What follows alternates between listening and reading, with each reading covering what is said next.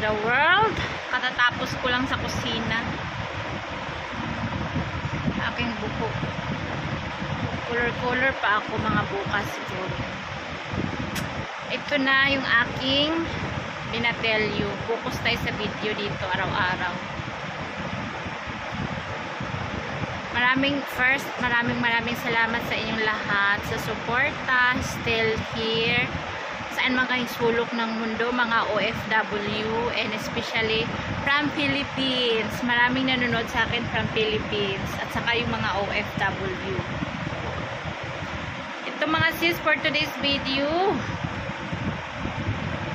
nagawa ako ng tapa pa tawag nun, beef stick. Ay, yung ano ba, yung beef na karne, tapos hiwain maliliit, tapos lagyan mo ng mga pansahog, ganyan, tapos gawin mong tapa ata ang tawag mo, tapsilog. Oo, tapsilog ata.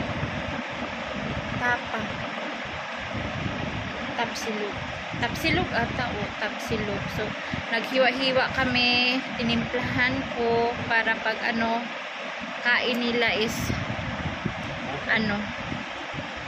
today I serve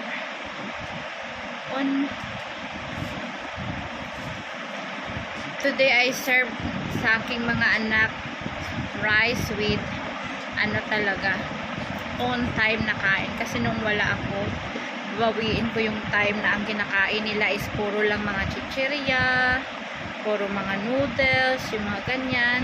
This time, oras-oras pagdating ng kainan, titiyakin kong nandyan nakahain na. Kasi yung mga bata, kung ano yung mga instant na lutuin pag sila lang, ganun ang ginagawa nila.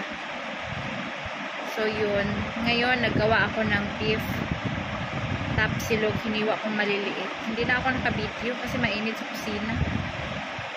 So, season ng langaw ngayon, malangaw. Ilagay ko na sa ref. Kita niyo yung aking stretch mark.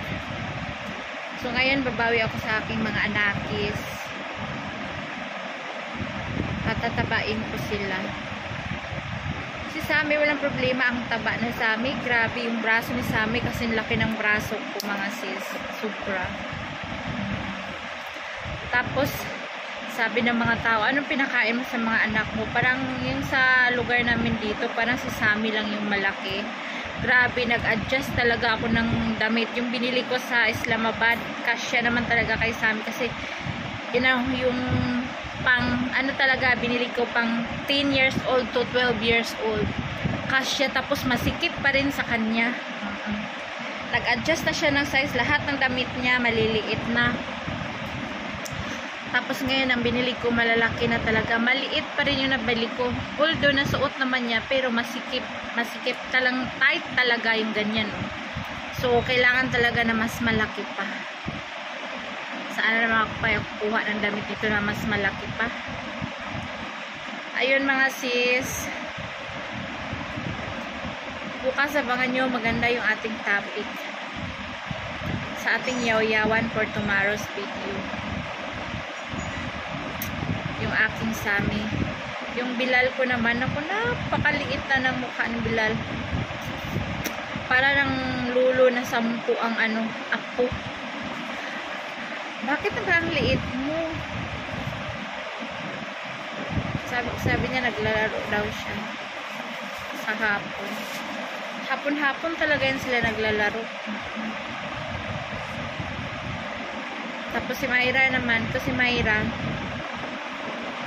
liit, hindi lumalaki. Ganun pa rin. Oh, say hi! Hi! Parang yung buto lang ng puwit ang lumalaki. Ano ba naman siya? Pamilian kasi yung masyado sa pagkain. Ano favorite mong pagkain? Ano? Favorite mong pagkain? Dali! Ha? Muntik na sabihin noodles. Sabihin mo kay... Sinabihan ko na yan siya. Nililatan ko ng mata. Wag ng noodles ha. Ang sabi ng doktor. Pakinig ka. Sus po dito, kahapon chine-check up ko si Myra. Dito sa amin, tayo mga Pilipino, expected tayo check up, okay. Ihi, check up. Dumi, check up. Lagyan ka ng 2 buti, di ba? Sus dito kay, ano naramdaman mo? Wala. Sus kami nagsabi, Dok, umihi po yan, tumae po yan siya ng dugo. The other day is 2 times po niyang dumumi ng dugo. Tapos kahapon is malambot, naging black at saka green. Yun sinabi ko sa doktor. Dito hindi naman ganun ang check-upan. Resita kaagad dito sa mga doktor, guys. Resita ng mga tambal, mga gamot, mga buti-buti. Ang mura ng mga gamot dito, yung mga ganyan ba? Ano lang? 100 lang. Dati niyan 60, 50. Ngayon tumaas na, nagiging 100 na, 120, 150, ganyan. Tapos yung powder, gusto ko sana i-check yung niya, yung, di ba sa atin kung ganyan, dumumi ka ng dugo, ganyan, tingnan yung puwit kung may almoranas ka ba, ganyan. Hindi man ginanon, na kasi kami doon sa lalaki na doktor. Mayroong babae na doktor, sabi niya, hindi ako sa niyan, ang akin is yung pagpanganak sa mga batang maliliit lang daw yung sa kanya. Kaya sabi niya, don't go with me, go with the other door. Sabi mo naman, don't go with me, go the other door. Dito ang doktor. Tapos yun, expected ko talaga, kaya ko siya pina-check up kasi gusto ko malaman kung saan galing, anong sanhi, bakit ganun kung may almoranas ba siya or meron ba siyang ganito, ganyan. So yun, hindi man, ginirastuhan lang kami ng mga gamot, uwi agad. So yun ang check up. So abangan bukas mga sis yung ating yaw-yawan. Thank you for watching. Bye! Bye! Tingin nga.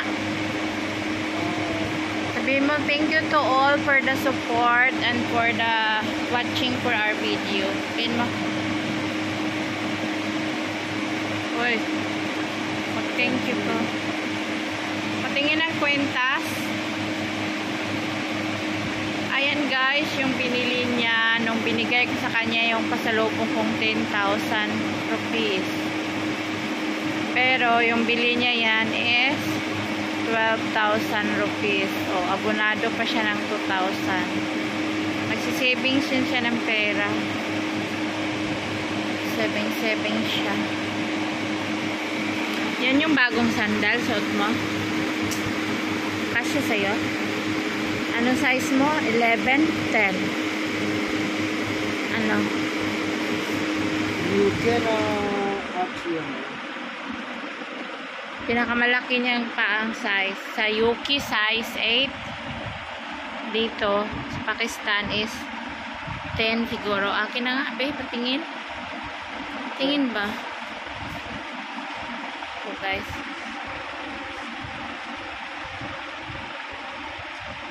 Ng paan niya. Pinakamalaki. Meron siya, binili ko 2 yan. Tag-isa sila ng papa niya.